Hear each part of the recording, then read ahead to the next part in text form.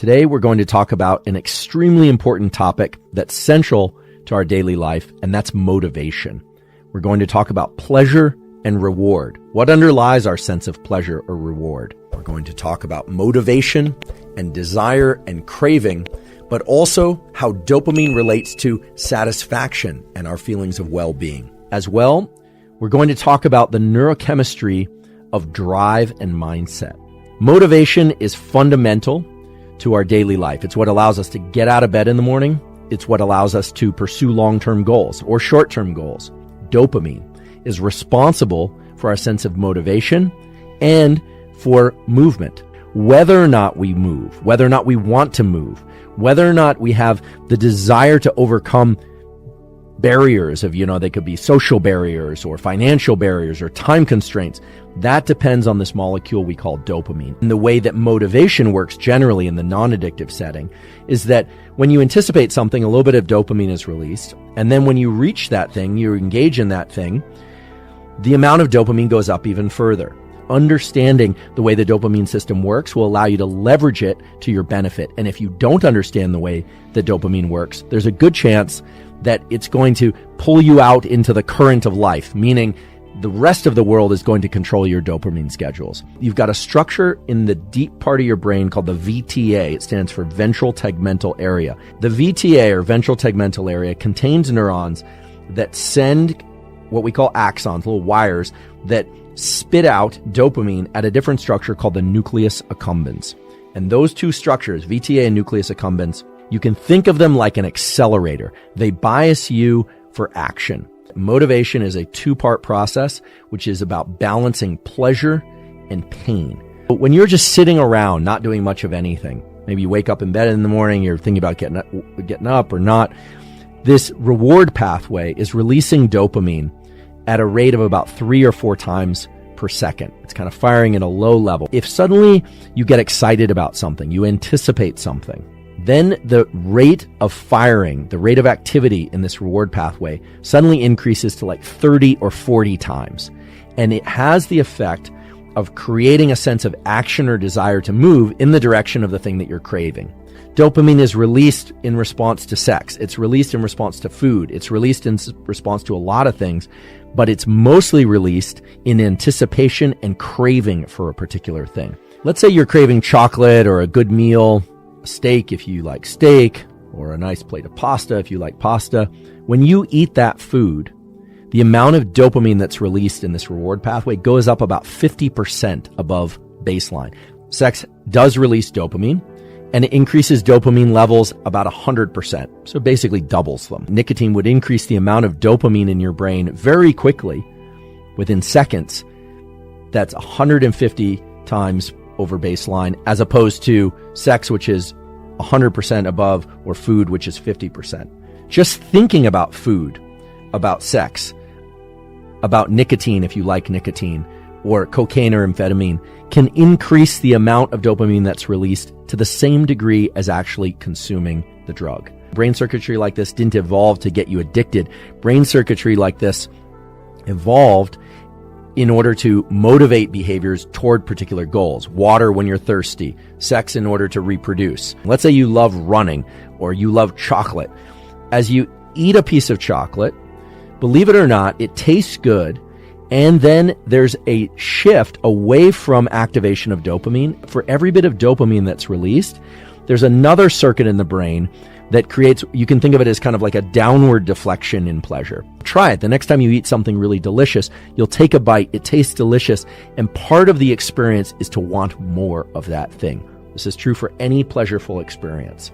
With each subsequent time that you encounter that thing, that you pursue the chocolate, that you pursue the lover, each time the experience of dopamine release and pleasure is diminished a little bit. And this is best observed in the context of drug-seeking behavior. The first time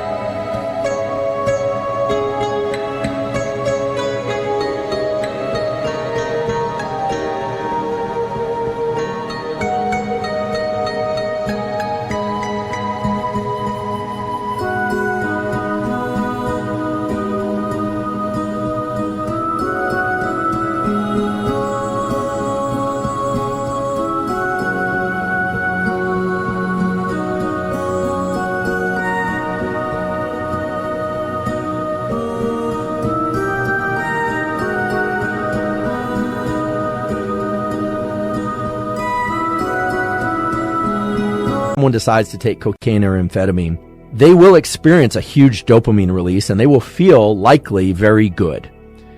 However, the next time they take it, it won't feel quite as good.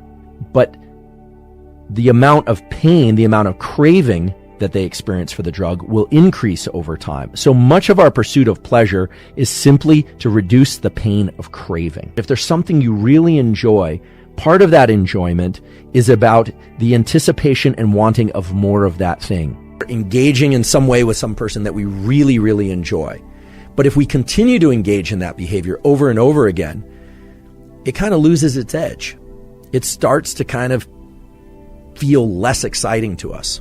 And if we continue to indulge in the same behaviors or even different behaviors that increase our dopamine in these big peaks over and over and over again, we won't experience the same level of joy from those behaviors or from anything at all. Dopamine isn't as much about pleasure as much as it is about motivation and desire to pursue more in order to reduce the amount of pain. And we are now talking about pain. So your desire for something is proportional to how pleasureful it is to indulge in that thing, but also how much pain you experience when you don't have it. I'll use the example that I sometimes use on here, which is my love of croissants. I love them. A really good one makes me want to eat 6. I taste it and it tastes so delicious. And unless I really force myself to experience the taste of it in my mouth and how flaky, I'm getting hungry for it right now, and delicious the croissant is, mostly the taste of that croissant makes me want to eat more croissants. Fortunately, most people do not experience or pursue enormous increases in dopamine leading to these.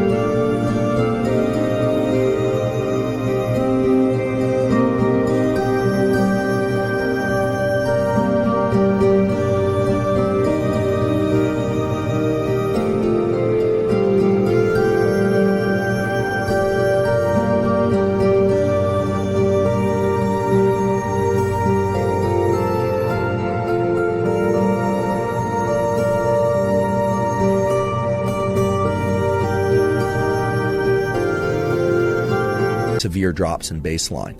Many people do, however, and that's what we call addiction. First of all, I always say addiction is a progressive narrowing of the things that bring you pleasure. So oftentimes what will happen is the person only has excitement and can achieve dopamine release to the same extent doing that behavior and not other behaviors. And eventually what typically happens is they will stop getting dopamine release from that activity as well.